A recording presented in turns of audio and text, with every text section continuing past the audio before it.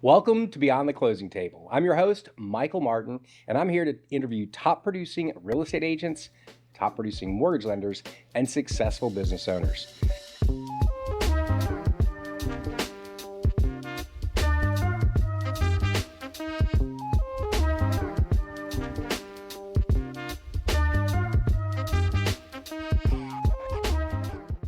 My new and next guest is Lindsay Wilson, the owner of Lindsay the Stager. She owns a staging company here in Raleigh. I'm super excited. I've known Lindsay for a long time, but I haven't seen her very much until very recently at an event. So I'm excited to have you as our guest. Thanks so much for being here, Lindsay.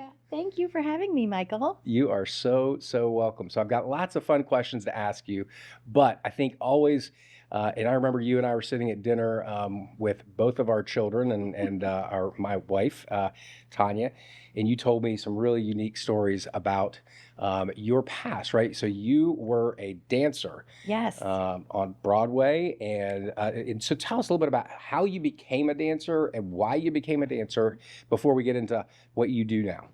Well, I was breaking furniture at like 7. And so my mother said, I think we need to get this energy out in a better way.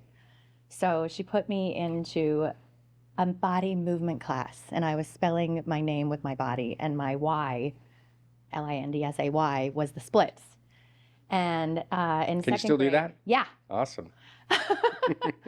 And in second grade, I started with Roy Jean in Bethesda, Maryland, and then went on to train professionally with the Maryland Youth Ballet Academy. And I always knew that I wanted to be a dancer at 12, and I am fortunate that I got to perform on stage for nearly 30 years. I've done everything from Cats, danced with the Joffrey Ballet, Disney's Beauty and the Beast, traveled to Dubai, lived in Aruba in a showgirl show with a Bengal tiger, danced on cruise ships. So when it came to me having children later in life, I had my daughter when I was 38, but I had turned in my dancing shoes and I moved to Australia to marry my second husband, where I had my daughter. Things ended the way that they do, and I split the country and traveled with a 7-week-old newborn back to Raleigh, North Carolina, where my parents were living.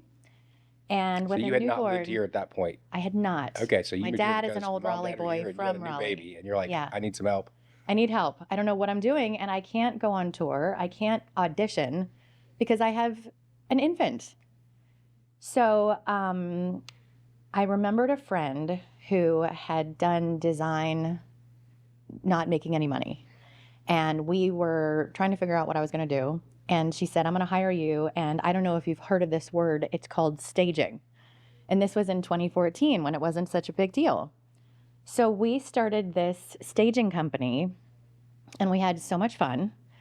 And then that came to an end. And what year was that? That was 2017. We had been doing it for 3 years. And it's Okay. funny because my dear friend John Rufty of Rufty Builders, we had put in a bid to decorate all of these homes for him. And he called me in, and I thought he was going to tell us when we were starting. And I said, did we get the job? And he goes, no, it was already going to somebody else, but I called you in because I want to tell you to leave the company that you're working for. And I was like, what? Okay. And so he said, I want you to call my friend Andy Border, who is with Residential Primary Mortgage. Yep, primary residence. Yep. Whatever, the primary residential, yeah. And so I said, well, I'm not really good at numbers. I'm just a 5, 6, 7, 8. And he goes, go talk to Andy. And I was like, okay. So I went, and Andy met me, and he was nice, but very scary because he gave me a lot of numbers. And this example that I'll never forget, he said, when somebody is ready to put in an offer, but they want to check with you about what the loan is, and it's 6 o'clock at night, and you're with your child in the grocery cart in the produce section, are you going to be able to do the numbers so that they can put in the offer because they know what the loan is going to be? And I was like, no. Did I get the job? And he goes, well, you could do this, but I don't think it's what you want to do, because when you say staging, your eyes light up, and I have somebody that you need to talk to. And I was like, okay. I had no idea what I was doing. So he says, Bobby McGrath. Bobby McGrath is a legend in staging. She owns the company Successful Staging. I met and had lunch with her. We immediately latched on and loved each other. We spoke the same language. She said, yes, you absolutely can, and you should start your own business. And so you were already a stager. I was already a Right? stager. Already working with another person and then left that person. Yes. Or had you left at this point yet? I left when Bobby told me to leave for sure. So after you spoke with Bobby. Okay. Yeah. First, John says go. Then Andy says go to Bobby. And then Bobby says, you can do this. And I was like, but I can't even figure out QuickBooks. What? Like it's hard? It's totally fine now. And so then Bobby taught me this beta class that she put together for stagers so that I knew the professional language and how things need to be the way that they need to be and how to make the home look the best for the pictures for the listing. Mm-hmm. So the way that Lindsay the Stager came into the picture, the name of that is when I started cold calling all of these realtors to say, hi, I saw that your house was on the market for 90 days. Can I stage it for you and maybe it'll sell faster and for more? If you ever call a realtor and you're not interested in one of their listings, they're immediately annoyed. So they would answer the phone and I would say... I call realtors for a living, by the way, and I almost never call about their listings, of course, unless we're making an offer. Interesting. Well, Yeah. They know that you're like a mortgage lender. No. By the way, I'm agreeing with you. I'm not arguing with you. Oh, they think that you're annoying too? Yes. It's funny. I had one the other day hang up on me because he thought I was just trying to pitch him something, and I was calling to tell him that we were clear to close on the loan that we were working on for him. Seriously. And he then apologized and has since like. So I'm you really know sorry. how it is. Oh, yeah, so I had to sure. get past them being annoyed that I was pitching something. So I knew who I was calling. So I'd be like, hi, Michael, the realtor. It's Lindsay the Stager. And then they knew what I was doing. Then maybe they were interested, like, oh, I've been looking for somebody because my house isn't selling. Sure. And so that is how Lindsay the Stager was born. That's pretty cool. I don't think you've ever told me that before. Yeah. That's wild. Thanks. That's really neat. So I want to go back a little bit. We kind of went way fast forward. I know. Sorry. That's okay. I want to go back to talking a little bit more about like your experience in Broadway. I think there's got to be some amazing stories that you had in all the places that you went. First of all, how long were you living in New York? I started dancing with the Joffrey Ballet as soon as I graduated from high school. Okay. And previous to graduating from high school, I was in a terrible drunk driving car accident where I permanently have 3 plates and 9 screws holding my pelvis together. Oh my goodness. And I was in a wheelchair for 4 months after the accident my junior year in high school. But I was back in Nutcracker rehearsals the following September after the accident happened at the end of March. Were you that determined to do that? Like you just... Yes, like, but I was ballet or bust. I was Okay. a bunhead. I didn't even understand how much fun Broadway shows were. So I was a scholarship student dancing with Joffrey as soon as I graduated from high school. But I had also gotten a dance scholarship with Jacksonville University in Florida. And I was so scared of not having a college degree after what happened to me, seeing my whole career disappear if I didn't have a backup. Sure. That when Joffrey asked me to join Joffrey 2, I said, thank you, but I'm going to go and get a college degree. And I graduated on the Dean's List from Jacksonville University in 3.5 years. Every summer, the next summer I went back to Joffrey, and then the next 2 summers I was dancing with New York City Ballet in their summer home, Saratoga Springs in New York. And then I thought, well, I'll just go into a ballet company. And so I got into Columbia City Ballet in South Carolina, and I hated it. All these years of training, it was terrible. I wasn't so keen with the shows that they were doing, the director at the time. And so my friend from college said, what if we sent in a demo tape and danced on cruise ships around the world? And I was like, that sounds so fun. We would be paid to drink margaritas in Tahiti. And so I did that for 2 years, and it was so fun. Was it really like the work wasn't exhausting? No, because on the world cruise that lasts for 130 days, we had 6 openers and 7 shows. So there was like a time lapse in between of like 4 to 5 days. Did you have to rehearse every day? Well, we changed ships 3 times because there's 3 ships in the Cunard fleet, the Royal Viking Sun, the Vista Fjord, and the QE2. So we would change ships 2 times during the contract of 7 months. And so we did rehearse a lot, and we were in the theater a lot when the passengers were asleep. But a lot of time was spent riding donkeys in Greece, riding the camels in Egypt. I mean, it was a blast, and I was getting paid to dance around the world and do a show at night, but we were drinking margaritas on the beach in Puerto Vallarta that morning. Wow. So that was awesome. That is where I met my starter husband. He was a dancer from Canada. Okay. And we auditioned for Broadway. We were getting close, but not close enough. I was living at my parents, who lived across the river in New Jersey. And I was picking up odd jobs along the way, but having a dance call at 2 and a dinner shift at the restaurant at 4 doesn't work. You're constantly having to get your shifts taken care of. What if you get a call back for hairspray and you're the next one in? But if you don't get there, then you've not only lost your livelihood of making money for that day, but then you can't get the call back if you don't go back to the, oh my God, it was just, I felt like I was living a life of a professional auditioner. Yeah. I just wanted to take a quick second and say thank you so much for watching our podcast so far.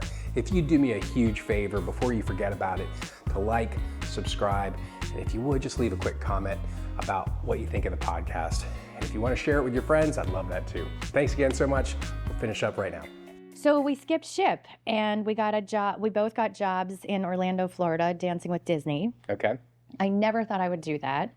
That's when I blew out my ACL in a rehearsal for Disney. We were in the Pleasure Island show, the really fun, awesome, edgy hip hop show that goes off at midnight every night at Pleasure Island. That's where I blew up my ACL. It was worse than the recovery from my car accident. It was 10 months. Oh my goodness. He had to go back How long had you been dancing at Disney when that happened? Oh God. A year, 6 2 months? years, 2 Okay, years. okay. And I was also dancing with Hard Drive Productions, which was an amazing convention center production company. You know, Orlando is a mecca for conventions. Sure. When Johnson & Johnson comes in, I am the dancer in the show. So I did a lot of that. 10-month recovery for the ACL. Now, I'm curious, and this is more curiosity than anything else. Like, are they helping you pay for recovery? And Yes. I mean, that's all insurance and all this is covered. Luckily, now I'm an equity dancer, and equity is the Actors Equity Union that professional Got it. dancers are under. We had workers' comp pay for the So surgery. you're protected, almost I'm like protected. an athlete is with the Right. Okay, got So it. equity is paying for everything, thank God. Got it. So you're still getting paid as well, like an income. Right. Yeah. I'm curious. I want to go back to the Disney stuff too, real quickly. I'm curious about. Everybody talks about obviously what an incredible experience that Disney, puts on. Right? They put on such an incredible show for everyone. I don't mean like shows as in the shows that you're doing, but just their whole experience, right? Right. The Disney effect that they have. Is there anything that they taught you guys about that while you were there? That's maybe even carried on to what you do now? I remember one of my best friends coming to visit me when I was in Beauty and the Beast, and she couldn't stand the crowds, but she said that she would bring her children to Disney to teach them about capitalism, about if an ice cream cone falls on the floor, nobody sees it. If there's a hot dog wrapper, it's gone in 5 seconds. So that is what they taught us, just to make it right. Yeah. Just to make it look like there's never a spill. The show must go on. I am so lucky that the show that I was in for almost 10 years, Beauty and the Beast at MGM Studios, is still running and has been running for 30 years. Wow, that's wild. When I came back from my ACL surgery, I got to close Kids of the Kingdom, which was also one of the longest running shows. It was a takeoff on the Mickey Mouse Club. I got to perform in all of the Christmas shows in front of Cinderella's castle. And what else did we do? There's a super soap that used to come in where we got to do a show with all of the soap stars. Disney just turned into such an unperceived, I didn't even know that it was possible for so many avenues. And it didn't let me get back to New York. I was so comfortable dancing in Orlando. Did you want to go back to New York? No, because I was having so much fun and I was living on a golf course near the water, which was a 2-hour drive away. But I kept auditioning for all of the things, and in the back of my mind was my dream show that I decided when I was 14, I'm going to be Victoria in Cats. Okay. So, Cats came, and they were touring, and they needed Victoria. And I remember walking into the green room, Beauty and the Beast, and everybody ran up to me, and they were like, "Here it is." And I just So walked they were in. doing auditions there? Yes. Yeah. And I walked in like, "This is my show. I'm here. You're welcome." And my dear friend that I speak to every other day, Scott Cook, was directing it. And he said, "You're my Victoria." And I was like, if I die after this show, I will have done everything that I wanted to do. I saw the show for the first time when I was 14 in 1984 at the National Theater in DC with my mom. And I was like, that's what I'm going to do. Couldn't have been 1984. Yeah. Really? Well, no, sorry. It was 1989. Okay, yeah. Yeah, because I would have been. You would have been born in 9. 70, so Right. yeah, I'm pretty No, sure I was born in 75. Yeah. I just turned 50, I Michael. know, you told me. We I both mean- hit the club. I just turned 51 and you just turned 50, so.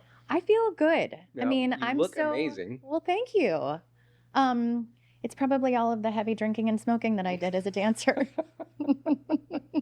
All right, so let's we want to talk about staging and your business now, Okay. but before we get there, I know you've got to have some crazy fun stories about the world of dancing. I remember you told me, I don't know if you want to tell this or not, but there was some crazy story about something in maybe South Carolina or something that you did. Did you work at like a bar or? Oh God, yes. This is such a good story. Okay, great.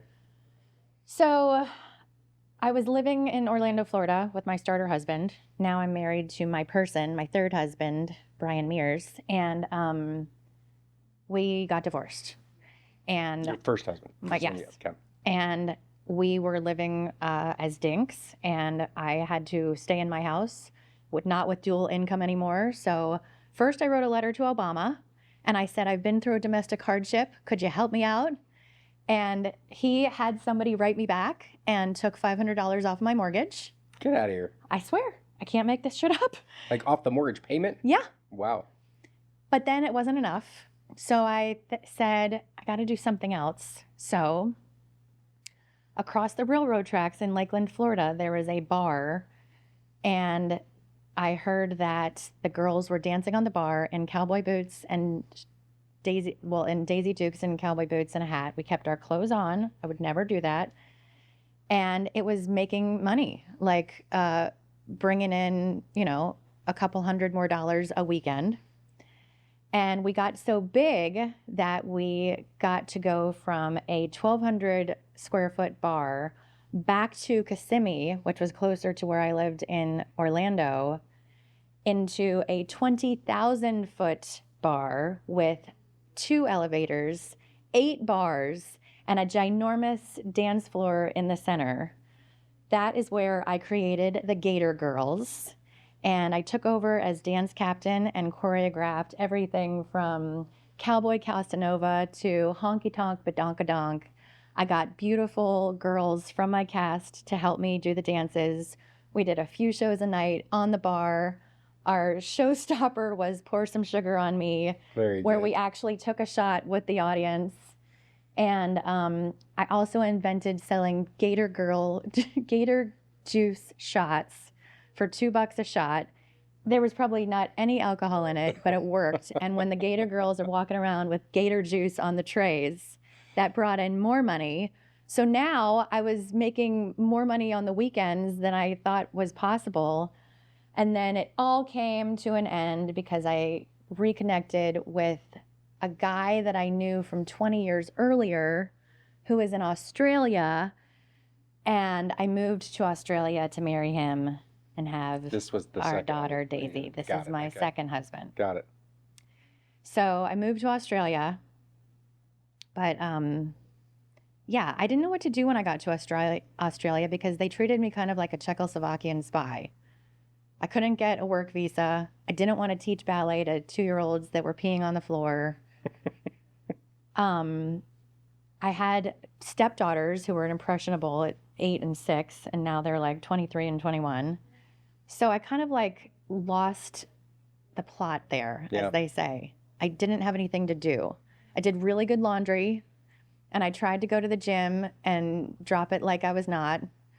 But I missed my family and dancing and just creating something. I have to always be doing something. And I'm telling you Using that that energy that you have. I do. I have a lot of energy. That's right. I can't You certainly just sit behind a desk. So when people ask me, you know, what is your credentials? Like when I walk into a home and they say, did you major in design at Tisch School of the Arts? And I'm like, no, not at all. I think my talent for putting together a certain scene that I'm creating, it's like I'm a set designer, is because I've been behind the scenes with so many directors pulling shows together, knowing how a production needs to have a beginning, a middle, and an end. And when I walk into a house to stage it, only after seeing it one time at the initial consultation, I start at 9:30 in the morning. The photographer's going to be there at 3, and I got a deadline. I got to hit it because I'm going to stage the house top to bottom, inside and out, pantries, closets, the whole spiel. So do you have a whole set of furniture that you bring into these things, or how does that work? Not at all. I'm so glad you asked me that, because I am an occupied stager, and there are vacant stagers that have warehouses of inventory where they bring in and decorate vacant homes. But I go in and I see what the sellers or dwellers have. And as I'm walking them through their home at the consultation, I'm shopping their home as if it's my store. And I'm saying, this chair looks a little squished here in this bedroom, but we're missing a chair in the office downstairs. How about if we switcheroo those? Basically, you just redecorate their house with their own furniture. Yes. Got And it. that is so fun because I'm not using the same stuff over and over again, which gets really boring because I've done it. And it's a challenge to make what they have look smokin', even if it's not. Even if it's old lazy boy furniture that somebody may have or may have not passed away in, I'm going to make it look cozy and cute and warm. And I may suggest, you know, your wood coffee table is getting lost in the wood floor with the same grain. If you could invest in a rug now and let me use it for staging and then put it in your new home, it would make the shot look really much better. And they agree with me. Got it. And it's so validating what I do, because I go home to a husband and an 11-year-old and a 5-year-old that don't listen to anything I say. And I have these amazing sellers and dwellers that listen to me and take my advice, and voila, they sell for over asking and more. That's wonderful. So, so if someone had a new construction home that didn't have anything, or they had moved out and they're selling their house, that's probably not the ideal client for you. No, but if that does happen, a lot of realtors and builders will bring me in to pick out selections. Like the houses, we're moving out, but we're taking everything with us. However, we know we have to update the countertops. We know we have to update the backsplash, rug replacement. So you're the eyes on what's going to look fresh and clean for the next buyer. Right. Like even if it doesn't have anything to do with decorating, I can still make the selections with a designer showroom such as ProSource, or if we want to go to Cosmos and walk the aisles of quartz slabs. I do that all the time, just for a vacant house that I'm not going to stage, but also for when I go in, if the counters do need to be updated and they want to sell it for $1 million or $2 million, this is a deal breaker. And I am the bad guy. That's why the realtors bring me in to say, this isn't going to fly. You cannot have this level 1 granite if you want to get $1 million for this house. And they say, well, we weren't thinking of spending $7,500 on countertops. And I say, I know, but I'm telling you, I see more houses than a realtor a week. I know what the buyers are looking for. And if you don't replace the countertops, it's going to stop them in their tracks, and they're not going to look past the kitchen picture. Yeah, one of the things I think about, Lindsay, right now, as we're here in the spring, summer, I guess actually summer, right, of 2025, that we're having more days on market, right? Sellers have gotten so used to, for the last, really since COVID, or just before COVID, where things were selling so fast, they felt like they didn't have to stage anything. They didn't felt like they. I mean, the pictures that we saw during COVID of that listing agents were putting in the photos were just absolutely I ridiculous, know. and it didn't matter. I Like, know. And they would take like pictures on their own phones. yes, right.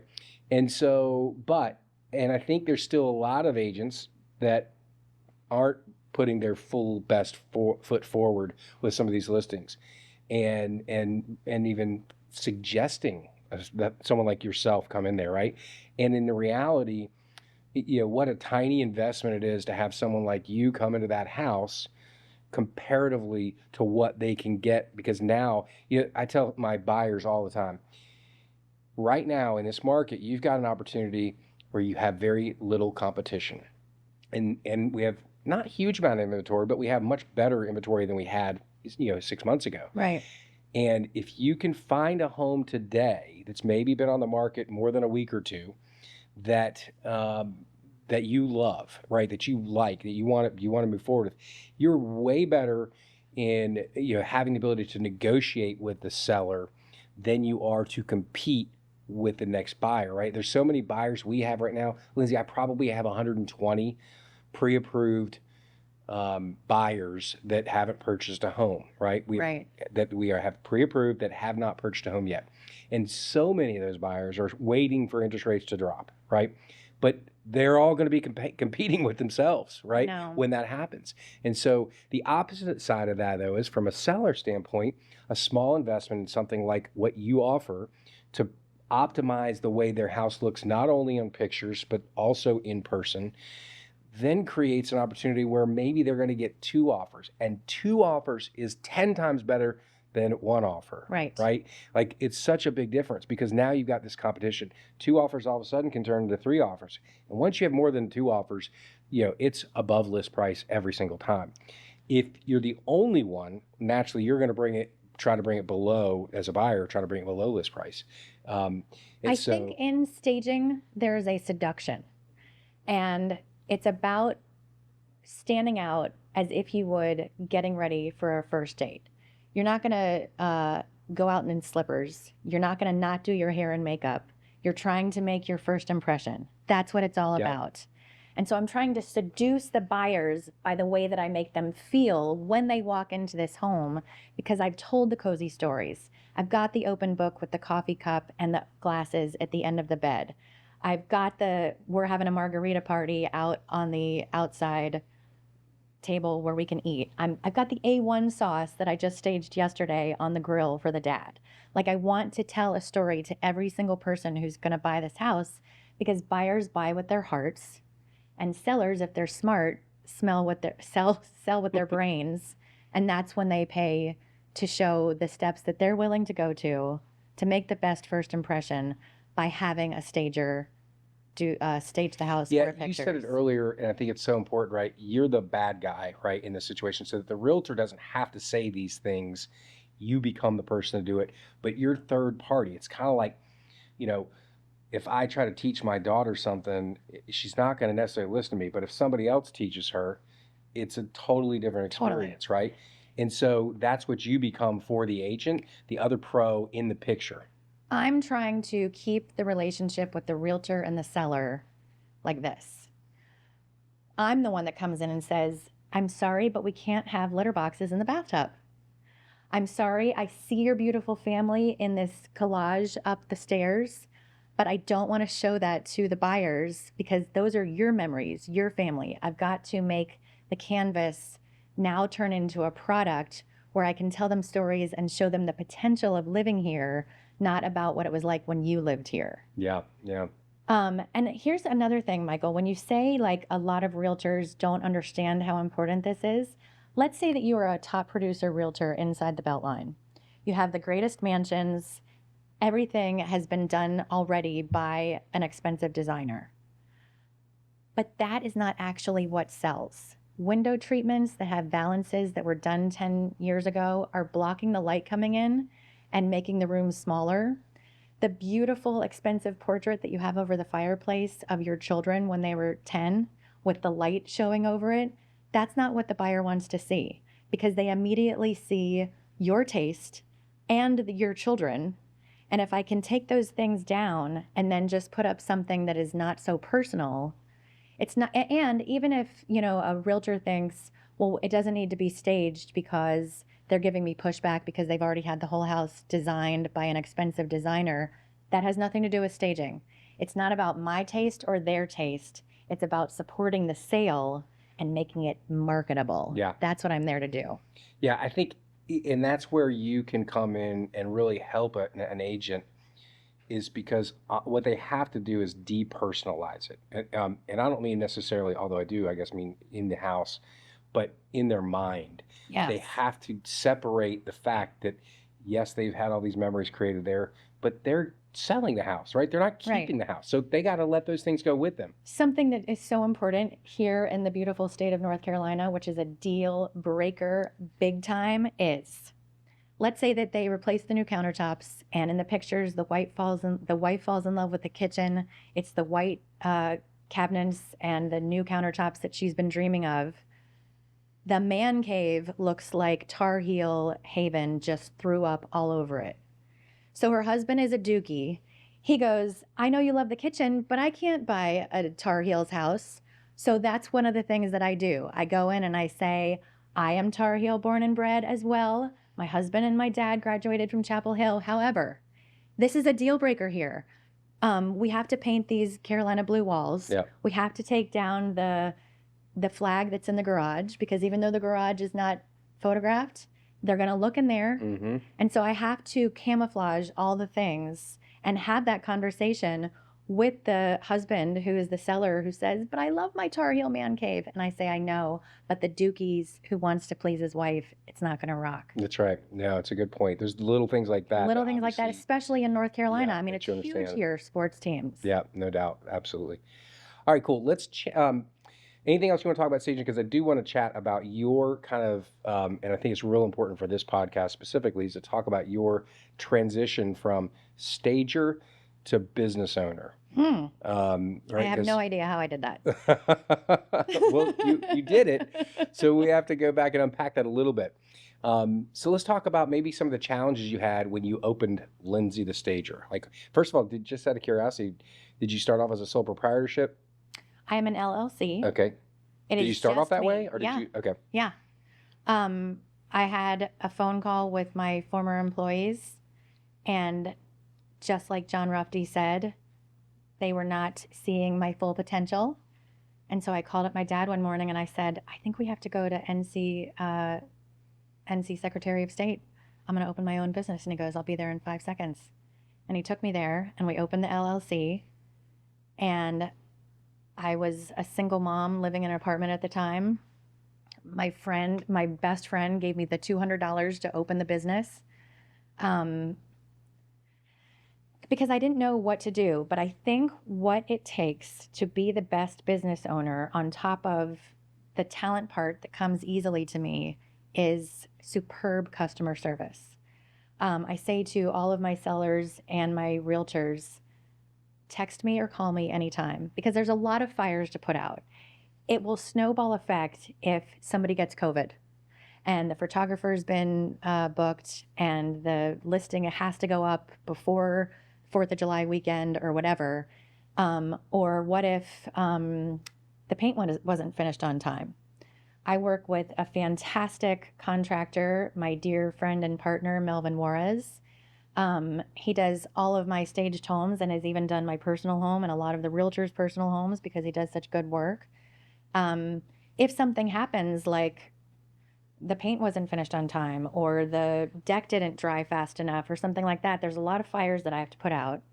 And I think it's just about being authentic and transparent and letting the seller and the realtor know that we're all a team. I'm not doing this by myself. I'm doing this so that you look better and so that the home sells faster and for more.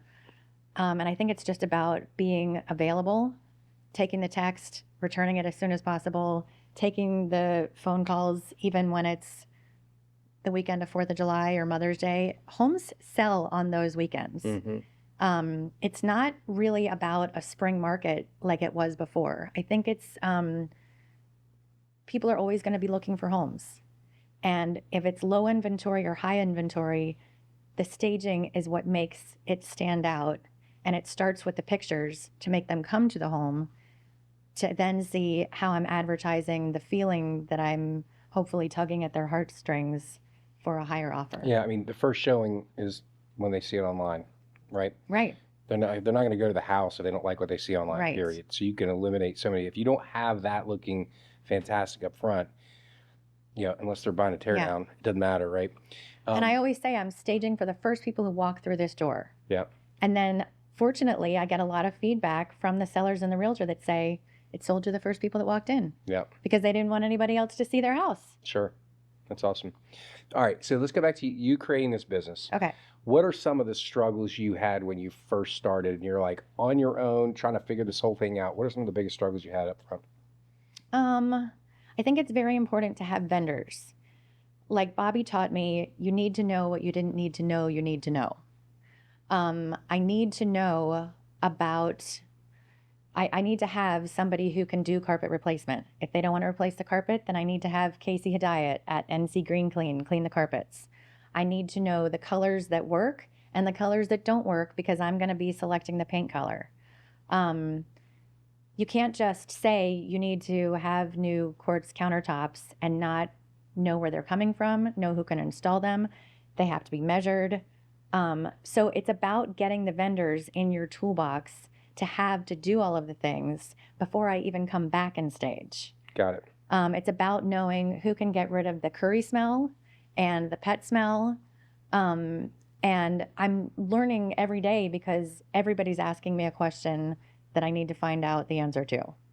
I think that is the most important thing about being a good stager is you need to have the answers. Yeah. Everybody's going to come to you and say, well, if we're going to be out of town during this time and we only have this time to get the house together and our grandparents are coming during that time, how are we going to make all of this work? Then I show them how to peel the onion back because I've done it 1,200 times and I know it needs to be done first.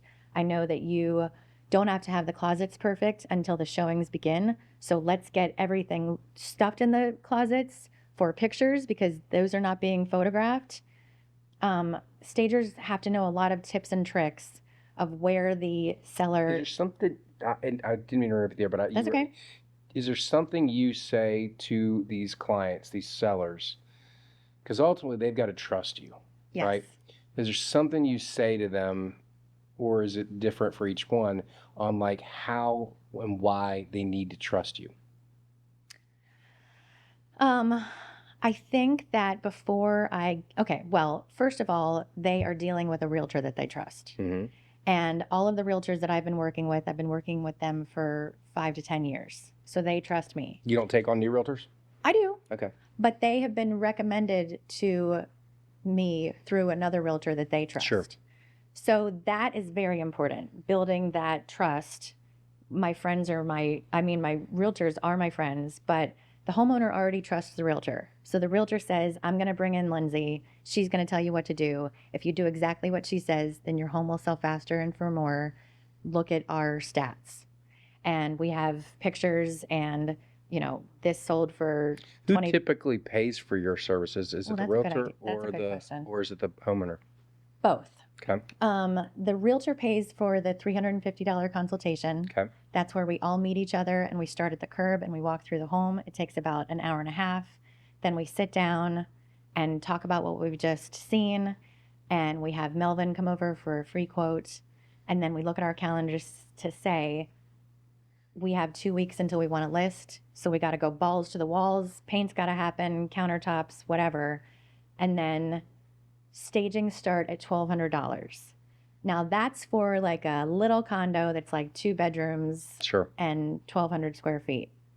Most of my stagings are 2,000 and up.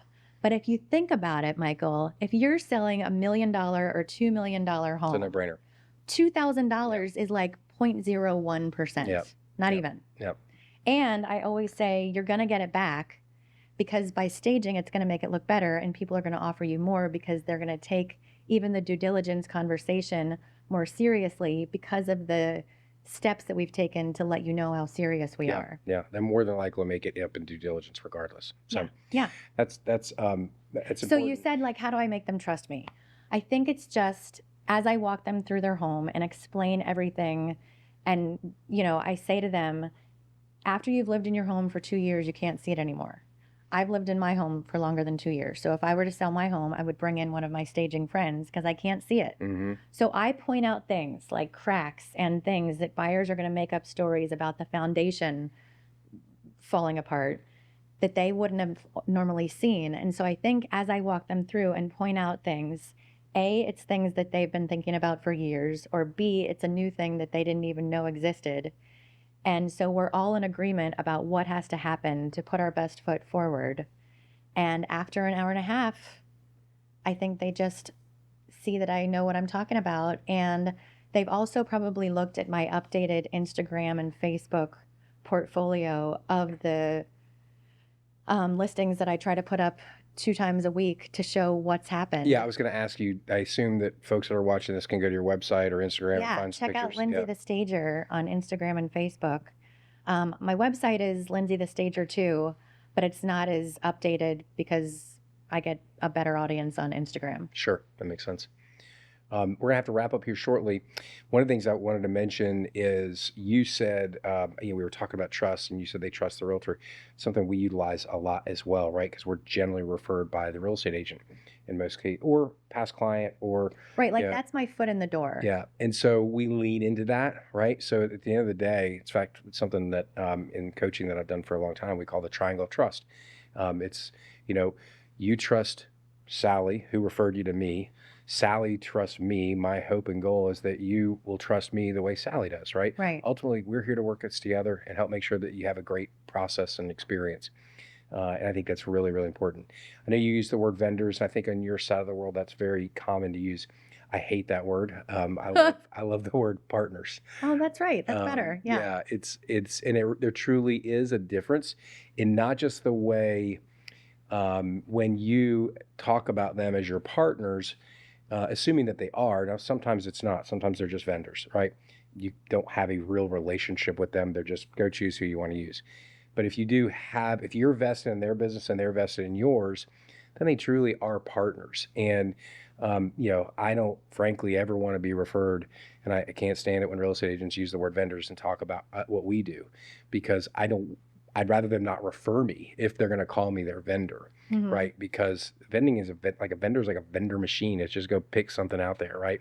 Where a partner is somebody that they're relying on and can trust that we're going to take great care of their clients and them, right?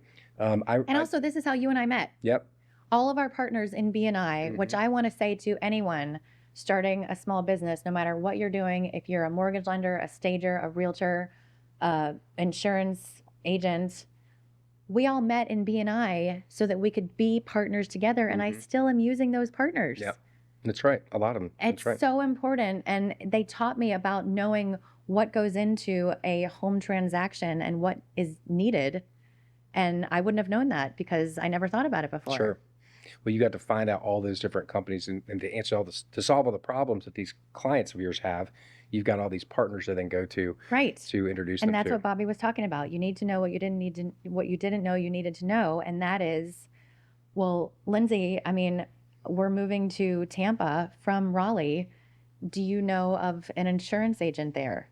Do you know of whatever? Yes, I can figure it out. Sure. Because I have my partners. Yep, that's right.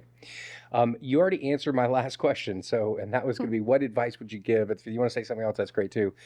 Anyone else that's looking to start a business, whether it's a staging business or any other business, is there any advice that you would give them? Because I know in fact, I know for sure you were scared to death when you did this, because you and I had conversations about this when it was happening. And so what would you say to that person that's considering, opening up their own business, to give them some advice? I think that you just have to do what you do the best and not compare yourself to people, because we need your small business because it's you. I do what I do by telling the stories with what people have, but I can't compare myself to a vacant stager because I don't want to do what they do. And I can't compare myself to the realtor because I don't want to do what they do. That's way too much paperwork. Talk about math. So if you can just do what you do and focus on that and not compare yourself and know that you are the only person that can do this, then that's when you have a successful business because you've made it successful because you're successful. And that's what's going to come through. Yeah. Lindsay the Stager is going to come through with a lot of laughter and high energy and major focus. And yes, we take Ritalin in this company and it keeps us focused because it's a lot to get distracted when you have a photographer with his finger in your ear at 1:30 and you said you weren't supposed to be here until 3. My hair's on fire. The house is a mess. But I think if you make it fun and not put too much pressure in comparing yourself to a 17-year-old influencer that has a quadrillion followers and know that you can still be successful with 3,500 followers. And by the because- way, half those people with all those trillion followers they paid for, they're not making any money from any of that stuff. It's interesting. So one of the things I'm doing is interviewing some real estate agents. In fact, my next podcast guest is coming in. I reached out to specific agents. I'm putting on a panel for agents, specifically for agents, by agents that actually get business from social media. Let me tell you, there are people out there that have tons of followers in our marketplace, right? And I go and look up their numbers. I have access to do that.